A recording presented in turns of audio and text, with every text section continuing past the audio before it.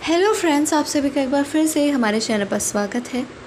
आज जैसा कि आप सभी जानते हैं कि संगीत हमारे जीवन में कितना प्रभाव डालता है। हम जब भी संगीत को सुनते हैं और कोई काम कर रहे होते हैं तो हमें कितना अच्छा महसूस होता है। तो एक महान गायक के विषय में आज हम आपको बताने चाह रहे हैं, जिनकी आवाज़ इतनी मधुर थी कि सभी उनकी आवाज़ को पहचाना करते थे। उनकी एक अलग ही पहचान थी। तो आइए वीडियो को शुरू करते हैं। और पहले आपको बता दें कि आज हमारी वीडियो होगी श्री मन्ना डे जी के ऊपर। तो वीडियो को अंत तक देखिएगा और चैनल को लाइक शेयर और सब्सक्राइब करना बिल्कुल भी मत भूलिएगा।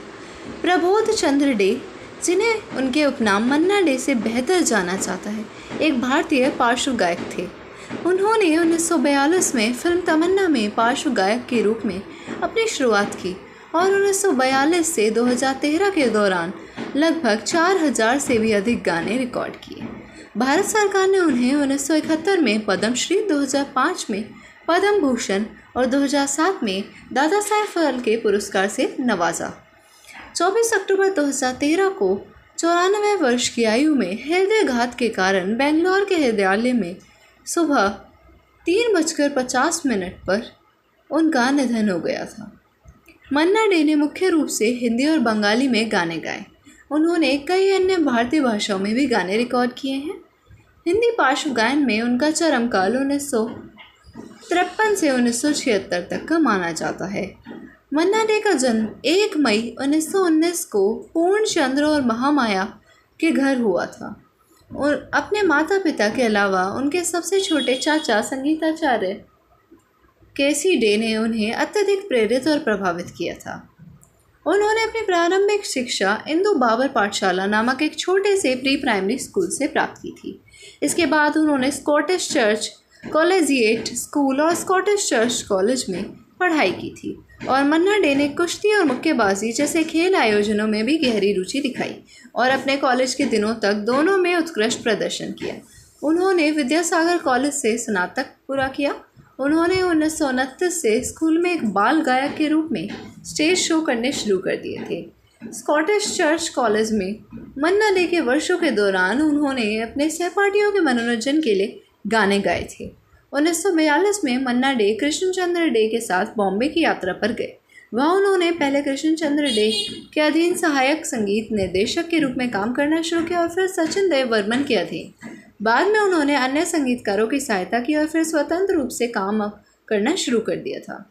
विभिन्न हिंदी फिल्मों के लिए एक संगीत निर्देशक के रूप में स्वतंत्र रूप से काम करते हुए मन्ना डे ने उस्ताद अमन अली खान और उस्ताद अब्दुल रहमान खान से हिंदुस्तान शास्त्रीय संगीत की शिक्षा दीक्षा लेना जारी रखा था।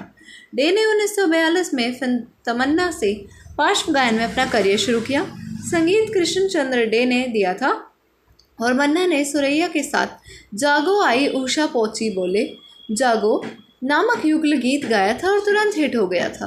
उनके गाने जैसे 1944 की फिल्म कादम्बरी का अनिल विश्वास द्वारा संगीतबद्ध ओ प्रेम दीवानी संभाल के चलना, जफर खुर्शीद द्वारा संगीतबद्ध दूर चले से दिल चुराने के लिए, अमीरा भाई के साथ उनके युगल गीत जैसे कमला का ए दुनिया ज़रा सुने और मीरा कपूर के साथ 1947 की फिल्म चलते चलते का युगल गीत आज बोर आई संबंधित वर्षों में चार्ट बस्टर बन गए। 1945 से 1947 के बीच मन्ना डे और राजकुमारी के कई युगल गीत आए, जैसे 1945 में विक्रमादित्य फिल्म के लिए गाया गया हाय गगन में बादल थारे, इंसाफ का आऊजी मोरे और पंडित इंद्र द्वारा रचित फिल्म गीत गोविंद के सभी 4 युगल गीत किथो नंदो कुमार, छोड़ सखी आज लाज, अपने ही रंग, गीत गोविंद का ललित लबंग लता अति लोकप्रिय हुए।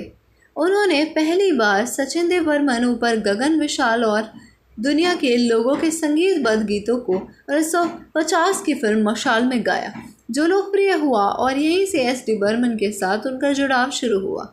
इसके बोल कवि प्रतीप ने लिखे थे। 1952 में डे ने एक बंगाली फिल्म अमर भूपाली के लिए गाना गाया, जिसका नाम और कहानी एक ही थी। इसने उन्हें 1953 तक बंगाली फिल्मों और मराठी फिल्मों में एक प्रमुख पार्श्व गायक के रूप में स्थापित कर दिया था। उन्होंने बंगाली में लगभग 1262 गाने गाए। उन्होंने बंगाली फिल्मों में 611 गाने रिकॉर्ड किए और 356 बंगाली गैर फिल्म गाने गाए। धन्यवाद आप सभी का।